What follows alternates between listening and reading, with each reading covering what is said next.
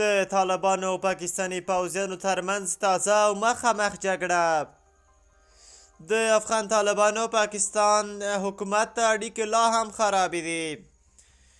سلام، ستړي مشئ د پښتو نیوز چینل لیدونکو، وخت مو بخیر. په مو کړئ تازه خو ډېر زیات مهم خبر ته.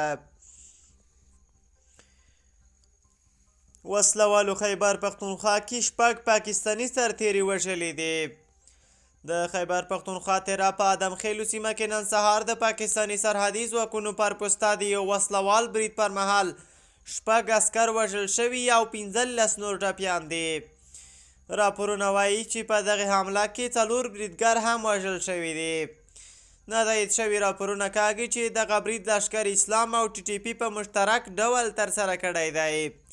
دا په داسې حال کې ده چې تېره ورځ هم پښتونخوا کې وسلوالو بریدګرو 3 پاکستاني پولیس وژلي وو.